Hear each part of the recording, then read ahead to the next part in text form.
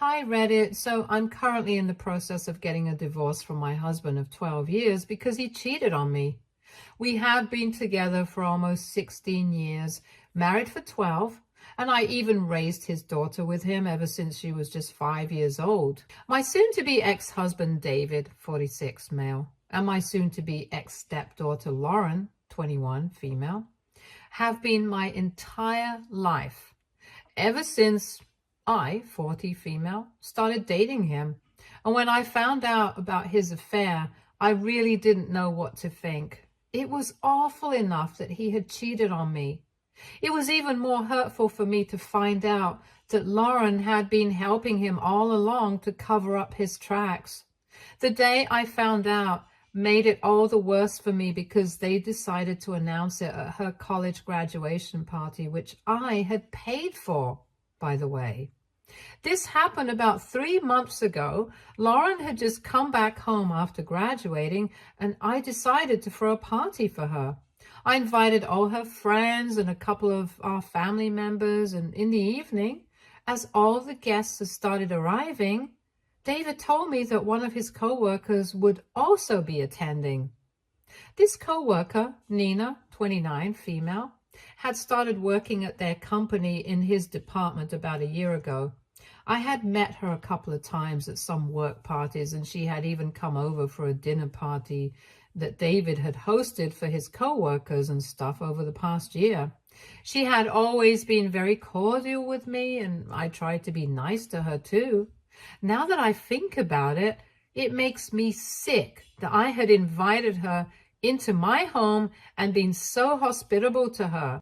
Everything that went down at the party, I still remember it as if it was just yesterday, because I think it was pretty much the most traumatic evening of my life so far. I remember how Nina showed up at the party after everybody else, and she looked like she had dressed for a red carpet event or something, which was pretty strange. She was totally overdressed and turned a couple of heads when she turned up fashionably late. I remember that she didn't even bother to greet me when I welcomed her. She just went straight to David and started clinging to him. And even he did not seem to mind that. Their behavior was really weird and objectionable, but I thought I would talk to David about it later because I didn't want to make a fuss about it right then and take away the attention from Lauren, since it was supposed to be her evening. But a couple of minutes after Nina finally showed up, Lauren decided that she was going to make a speech since all the guests were already here. And through that speech, I finally found out about David and Nina's affair. I had already been feeling quite uneasy because of David and Nina, and then Lauren started talking about how grateful she was to her father for everything that he had done for her, how he had single-handedly raised her after her mother had passed away when she was just 2 years old. That made me really upset because as far as I was concerned, David had definitely not raised her single-handedly after I got involved in their lives. Be it financially or emotionally, I had been a huge part of their lives, and I was as good as a mother to Lauren. So it felt awful that she had completely erased that. And I thought that she was going to come later, which is why I got quite hopeful when she started talking about one other person who had always been there for her in the past couple of months. She started talking about this one person who had apparently been there for her at her lowest and had always managed to cheer her up and help her power through even the most stressful phases in the recent past. Against all hopes, I started to think that maybe she would talk about me, even though realistically it couldn't have been me because ever since she had left for college, she had become quite distant from me. Even when she was in high school and going through her teen rebellion phase, we weren't as distant as we are now. But inside of all of that, I thought that she was going to at least try to appreciate me somehow in her speech, since she had totally skipped me while talking about her dad, who had apparently single-handedly raised her. Unfortunately, she then went on to say that this person was as good as her mother because of how strongly they had bonded with each other, and then To everyone's shock, she went to Nina and gave her a huge hug while I just stood there like a fool. It was a total slap in the face for me, and for a couple of seconds, I didn't even know what to say or do.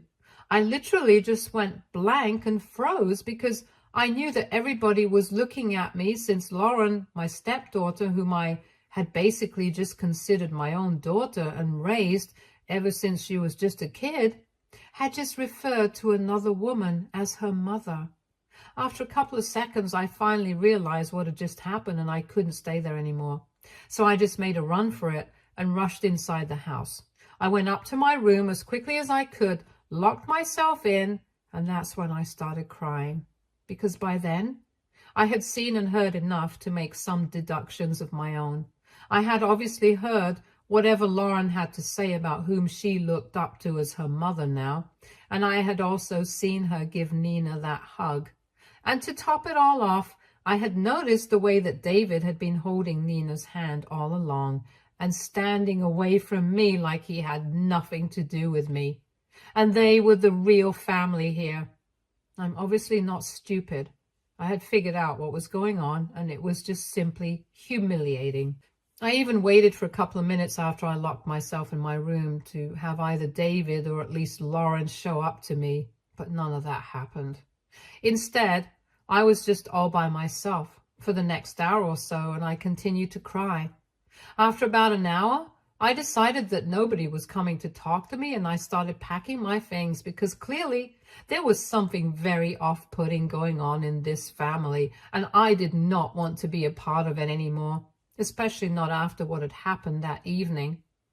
When I had packed most of my stuff, I went down to the living room, and David, Lauren, and Nina were all waiting for me there. David and Lauren instantly started berating me about how weirdly I had behaved and how they had to make up for my behavior after I went to my room by serving dinner early and having everyone go home to avoid any further drama or gossip. They told me that my behavior had been really strange and I needed to apologize to all our guests for making them uncomfortable. The fact that they were saying all of this to me right in front of Nina just made me so mad that I decided to tear into them. Even though I had no intention of doing that earlier, I just planned on leaving quietly without a fuss. I called them out on their behavior and I demanded an explanation for what was going on, even though by then I knew what exactly was happening. But I really wanted to hear it from them. So after I confronted them, David finally told me that he had been in a relationship with Nina for the past couple of months and he did not feel anything for me anymore. He could have stopped there, but he chose to tell me that he had lost feelings for me about a year ago when he had first met Nina and become friends with her. And he actually had the audacity to blame me for it by saying that I had turned into a bit of a nag. And without Lauren acting as the buffer between us, he had nothing to distract him from the fact that he simply did not feel any love for me anymore. And the spark was just gone. But he had started feeling that spark again with Nina. And he felt like she was the right woman for him, which is why he had made the decision to leave me. And then he told me that Lauren had known about it right from the beginning of their relationship and she was on board with it too, because she believed that Nina was better for him than me. So that's how I found out that not only had she been on board with it, but she had also helped him come up with ideas to cover up his tracks and stuff so that I wouldn't find out until he was ready to tell me about it. I found that disgusting. And the worst part was that Lauren did not even have the decency to look ashamed when I learned what she had done. She actually looked proud of it and stood hand in hand with Nina after that. I was just amazed at how ungrateful and selfish people could become. So I decided not to waste my breath on them, and I told them I wished them luck with their new family because I was clearly not welcome here anymore. Without saying anything else, I just left, and within a week, I had filed for divorce. Now, naturally, since I had invested so much of my life into this family, I'm not going to let it go easily. And so I have demanded a ton of alimony, and I want to retain the house for myself. In my opinion, the terms are completely fair because they have snatched away a huge chunk of my life that I'm never going to get back. I could have had kids of my own, but I never thought that was necessary because for me, Lauren had always been enough. Never in my life had I ever had to think of a scenario where something like this would happen. It would only be fair to have David compensate me for it because he was the one who was responsible for all of this. And I refused to feel guilty for asking for alimony and the house because in this particular case, I think it's totally fair. But he doesn't agree with my terms, and that's why we have been trying to come to a common ground in mediation sessions for the past couple of days. My lawyer and I have just been presenting the facts, but they have been starting everything and manipulating stuff to make me look like the bad guy. And I was somehow responsible for pushing him to the stage where he felt the need to have an affair. Neither of us wants to take it to court right now. But if it comes to that, I don't really mind it because I'm sure that justice will be on my side. I have gone through enough and now I'm not really scared of anything, not even going to court with this. Judging by the scenario right now, it feels like the scales have already started tipping in my favor because a couple of days ago, Lauren showed up at my apartment to beg for forgiveness for everything that she had done. I don't know how she found me because I have been very careful not to tell anybody about where I was staying. But I guess somebody had probably blabbed. Anyway, she showed up and obviously had a few. To open the door, when I realized it was her, I told her to go away, but she started crying at my door and telling me that she had been kicked out by Dad and Nina earlier that day because they had found out that Nina was pregnant. Actually, they had known about the pregnancy for quite a while, even before the graduation party. That's why they had chosen to tell me about it that day, because they knew they wouldn't be able to hide it for longer, since eventually she would start showing. So far, Nina had been lucky enough to be able to hide it, but the past couple of weeks she had been finding it more and more difficult to find ways to keep her pregnancy a secret. And so earlier that day, David and Nina had decided to tell Lauren that it was high time that she found a place of her own. The house is pretty big.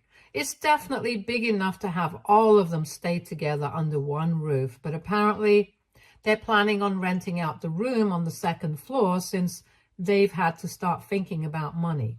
And because they're planning on renting out one room, they need one room for the baby. They can't have Lauren living with them anymore and forced her to vacate immediately. It's not surprising that they're having trouble with money because Nina has decided to quit her job. I'm really good friends with one of David's co-workers' wives since we used to meet at parties occasionally, and she told me that the entire office was gossiping about David and Nina's relationship, which is apparently why she had to quit. Obviously, he's never going to admit it at work since that would be frowned upon by his higher-ups. So it's all been very hush-hush, but I'm guessing that management isn't stupid. They're going to figure out what had been going on with David and Nina at some point and might take some action against him. For now, though, he is safe, but I bet his planning took it so that in the future, he doesn't have to go through the disgrace of being fired by the company. And I'm pretty sure that that's why he's planning on putting up a room for rent so he can bring some extra cash home, since I'm pretty sure that his divorce lawyer is also charging a bomb. I've spent the past 16 years of my life with him, so I know how his brain works, and I'm pretty sure that he's going to find it very difficult to maintain this lifestyle if he has to start paying the alimony and also has to give up the house all in one go. So that's all the more reason for me to go for it and make sure that this happens now, because it'll be a very small way to get him to pay for what he did to me. But that's not what this post is about. It's about me and Lauren. So anyway, thanks to her, I was able to discover what's going on with David, but that's obviously not a reason for me to forgive her.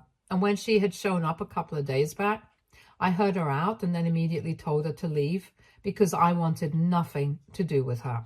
She kept begging me to forgive her, and it was really difficult for me to keep the door shut, but I knew I had to do it because if I ended up opening that door, I would end up helping her out, and I had already received my punishment for doing that once. I did not plan on messing up my life once again by getting involved with this family. So I told her to go away and kept telling her. But she just wouldn't listen, and she kept talking about how insensitive her father had been, even after everything that she had done for them. And now she could finally feel what I had felt back when she had betrayed me. And she was really sorry about everything, but she just needed me to help her out this once until she had found a job and was able to afford a place of her own. After a while, I started bluffing and pretended to call the cops, and I guess that scared her, so she left. But it definitely did not scare her enough, because yesterday she started texting me from a burner phone, and once again, she started sharing her sob stories about how badly she had been treated by her father and Nina. It was really obvious that she was doing all of this for sympathy, and she only wanted me to forgive her because she needed a place to crash until she was able to afford a place of her own. So I was not falling for it. At one point, she sent me a text saying that David and Nina had said that she needed to move out so they could make space for their actual family, referring to their future kid. By then, I had started feeling really irritable because of her texts, so I decided to respond to them. I told her that they were right because, judging by the kind of person she turned out to be, she couldn't be true to anyone, and I wouldn't blame them for not trusting her and claiming her as their actual family because she wasn't even worthy of being anybody's family. After sending the text, I blocked her because I wasn't interested in receiving any more messages from her, even though I knew that she could just get another number and start bothering me yet again. But now I'm being accused of being way too harsh on her, and that's why she's nowhere to be found. Apparently, she had been staying with a friend of hers so far, but last night she went out for a walk to clear her head because she was really upset about my text, but then she did not come back. Her phone is turned off and she hasn't responded to any messages anyway. So nobody has any idea where she is. Her friend, whom she had been staying with, got worried and called up David this morning, after which he decided to call me and put me on blast for saying what I did. He told me that I had no right to say that to his daughter, completely overlooking the fact that she had been the one to contact me first, and the only reason that she had to resort to that was that he was the one who had kicked her out to make space for his so-called new family. So we got into a huge fight about this over the phone this morning, and I obviously put him in his place, but now that I think about it, I might have taken things too far, and I feel kind of bad. And even keeping that aside, the fact that she still hasn't reached out to anybody yet is making me feel worried, so I really don't know what to do right now. AITA for telling my stepdaughter that she's not worthy of being anybody's family. Update 1. Hi, everybody. And first of all, I just want to take a moment and thank everybody who has responded to this post because the response has been overwhelming. And I really did not think so many people would reach out to me. So really, thanks a lot to everyone who let me know that I was not wrong and for being so supportive of me. And yes, I've decided I don't need to feel guilty about what's going on with David and Lauren because I really don't think that they feel guilty about anything. I don't even think that they're capable of feeling guilt at all. It's really not my business what Lauren does, and I'm pretty sure that she's doing this for attention. I can bet that she will turn back up in a couple of days, and if not, David can just go to the cops without dragging me into this mess because as far as I'm concerned, I have nothing to do with it. She might have left without a word because of my message, but this was something that David had set into motion. by kicking her out. So he has no right to pretend that I'm the bad guy here. I've blocked his other number as well, the one that I had been contacted by, and even if he tries to get in touch with me again, I'm just going to keep blocking him. Update 2. It's been 2 days since my last update, and they finally found Lauren. She hadn't even gone missing or anything. She just went to stay with a friend of hers who lives in the suburbs and stopped responding to phone calls from people. That's it. There was really no reason to worry. I know this because she contacted me first to tell me that she was really still sorry about everything. She told me that she had taken a couple of days away from everything to think about what I had said to her, since my opinion actually didn't matter to her more than she believed. And she knew that I was right. She knew that she had betrayed me and the way I had been treated. Nobody deserves to be treated like that after everything that they had done for her family. So she apologized quite a few times in the message that she sent me. She also gave me an explanation for why she had behaved that way and why she had decided to side with Nina over me, even though she barely knew that woman and had known me for, well, pretty much her entire life. So apparently David had promised her that he would fund her lifestyle for the next couple of years and would just give her whatever she wanted, which obviously sounded very appealing to a college student. On one hand, I had thought that David and I were teaching her to be financially independent and responsible. But on the other hand, he was bribing her and making sure that she kept all her secrets and picked Nina over me when the time came. It had actually been going on for a really long time, ever since he had started that affair with Nina. David had written her dozens of checks, and Lauren had made complete use of this opportunity for one whole year. It was actually disgusting how she had turned out to be a sellout. And I would have really preferred for her to keep this a secret to herself, because it's just disappointing. Since now, given the current circumstances, I hardly think that it will be possible for David to even fund his own lifestyle, let alone his daughter's. Their days of fun are over. And it's all because of me. So after reading my message, I don't feel particularly forgiving towards them. But in fact, I feel like they deserve everything that's coming to them and even more. Anyway, I've blocked Lauren, and she won't be able to contact me anymore, at least not from the number she had been using. As for David, he hasn't tried to contact me either, but I'm going to see him soon with my lawyer, so it doesn't matter. Update 3. So this is going to be a relatively short update. I just wanted to let you guys know that I just heard from my friend that David quit his job. He put in his resignation about 2 weeks ago, and today was his last day. He hadn't even told anybody about it, which is why my friend had no idea, and this was a shock to the entire office. But, well, I already knew this was going to happen. He also told a couple of his friends, including my friend's husband, that he is planning on starting his own business soon enough, and now it all makes sense. I can finally understand why all of a sudden he wants to save money and bring home some extra cash at the cost of his relationship with his daughter. But anyway, it doesn't matter to me, because regardless of what he's planning, I'm still going to try and get the alimony that I'm owed. I just hope that he doesn't try anything funny at the mediation sessions due to these sudden changes. So far, he's been pushing so that he can buy himself some extra time, and has been saying that he's dealing with Nina's pregnancy and stuff, so he can't devote as much time as I can.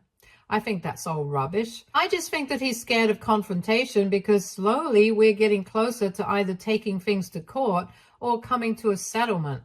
There really isn't much right now that he can do at this point to drag the situation out, and he's afraid of what's going to happen if he fails to do that. Update 4.